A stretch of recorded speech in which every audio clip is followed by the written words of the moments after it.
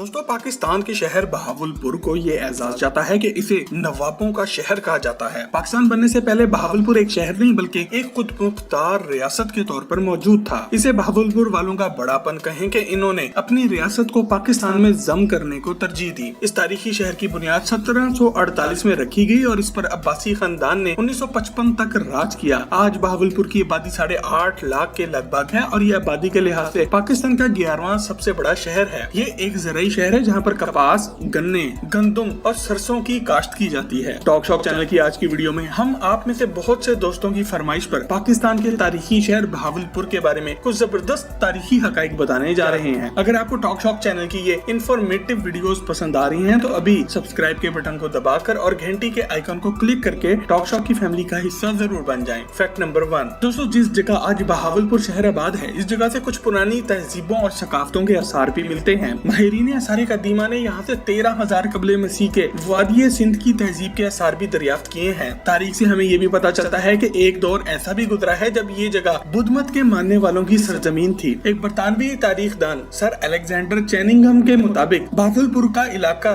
वो जगह है जिसका जिक्र महाभारत में भी आया है और ये जगह एक पुरानी बस्ती योधेविया की जगह मौजूद है। बहावलपुर बनने से पहले इस खित्ते का सबसे मशहूर शहर अच शरीफ था जो कि 12वीं और 17वीं सदी के दरमियान यहाँ आबाद था और इस वजह से मशहूर था कि यहाँ बहुत ज्यादा सूफिया कराम और औलिया कराम के मज़ारात मौजूद थे। फैक्ट नंबर 2 दोस्तों, शहर बहावलपुर का नाम नवाब बहावल खान के नाम पर रखा गया जिन्होंने इस शहर की बुनियाद 1748 में रखी। नवाब बहावल खान सिंध के इलाके शिकारपुर से हिजरत करके यहाँ पहुँचे थे। ये जगह इस वजह से भी अहमियत की हामिल थी क्योंकि अफगानिस्तान और भारत के दरमियान मौजूद तिजारती रास्ते के दरमियान में आ जाती थी। 1785 में सिंध से ताल्लुक रखने वाले मियाँ अब्दुल नबी कलखोड़ा ने बहावलपुर पर हमला करवाया। हमले की शिद्दत को देखते हुए नवाब बहावल और इनके खानदान ने दरावड़ किले में छुपकर अपनी जान बचाई। नवाब बहावल खान और हमला करने वाली इस आर्मी में 60,000 रुपए में डील हुई और उन्होंने बहावल खान और इनके खानदान को जाने दिया और किले पर कब्जा कर लिया। इसके बाद बहावल खान ने एक बार फिर फौज तैयार की और हमला करके बहावलपुर को एक बार फिर अपने कंट्रोल में ले लिया। फैक्ट नंबर 3 दोस्तों, इसके बाद 1802 में नवाब मोहम्मद बहावल खान ने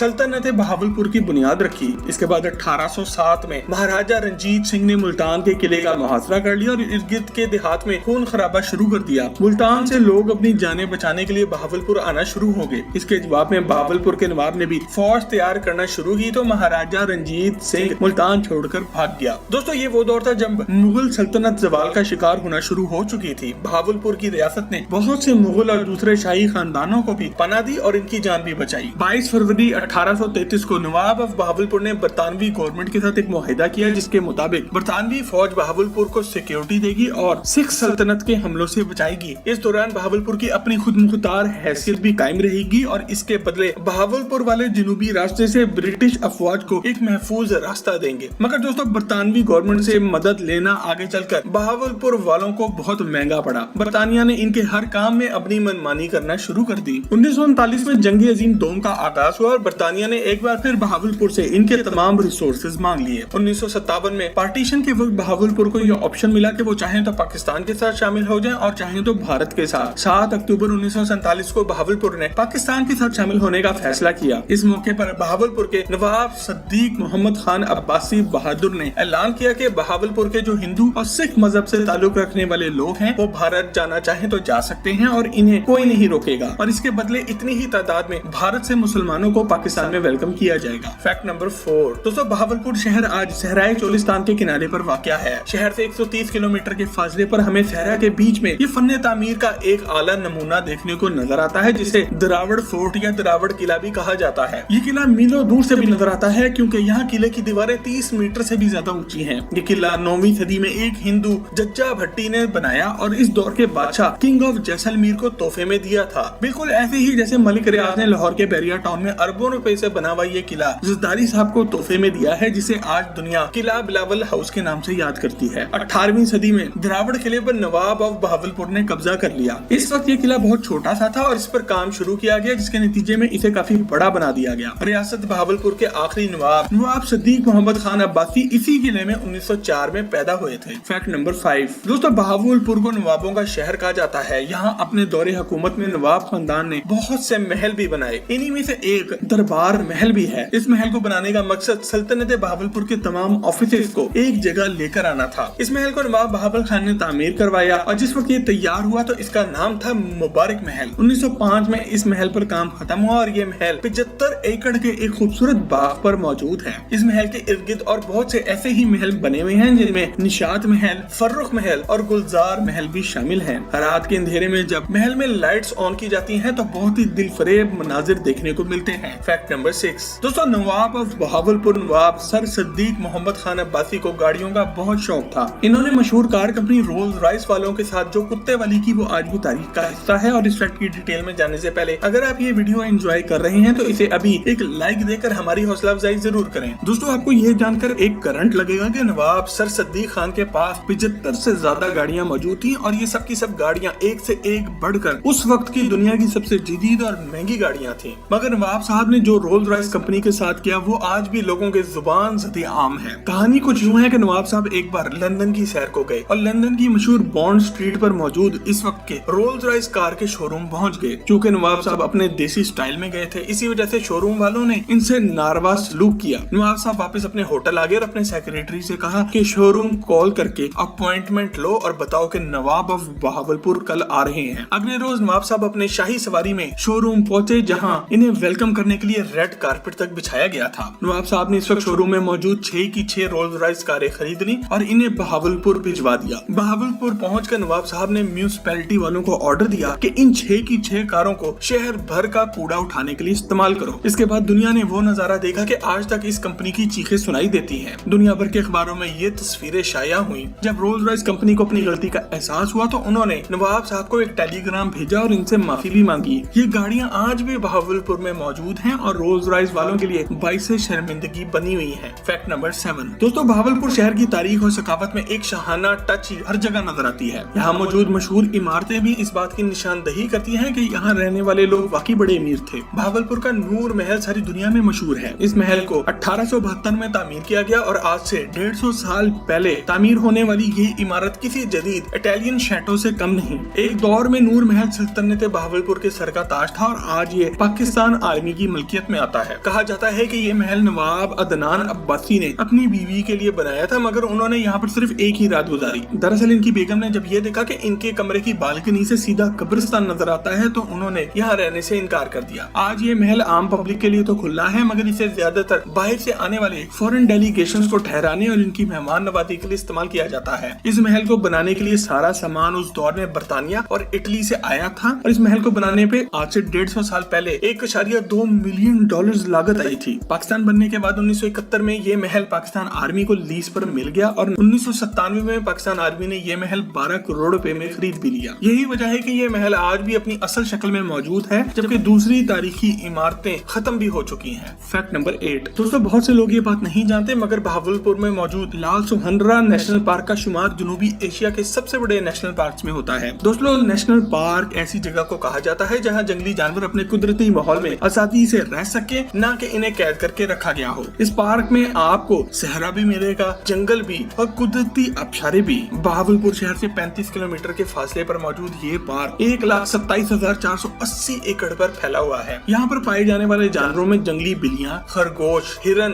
गो, इंडियन कोबरा, वाइपर सांप की 3 मुख्तलिफ किस्में और काला हिरन भी मौजूद है। इसके अलावा यहाँ पर परिंदों की 160 से ज्यादा मुख्तलिफ इकसाम भी पाई जाती हैं। इस पार्क की सबसे बड़ी खास बात यहाँ पर मौजूद इंडियन राइनोसिरोस यानी कि गेंडों का एक जोड़ा है जो कि नेपाल से लाया गया है। दोस्तों, बहावलपुर शहर आज भी पाकिस्तान के बहुत से शहरों से ज्यादा साफ और पुरसकून शहर है। बहावलपुर के बारे में टॉक शॉक चैनल की आज की ये काविश अगर आपको पसंद आए तो इसे लाइक करके फेसबुक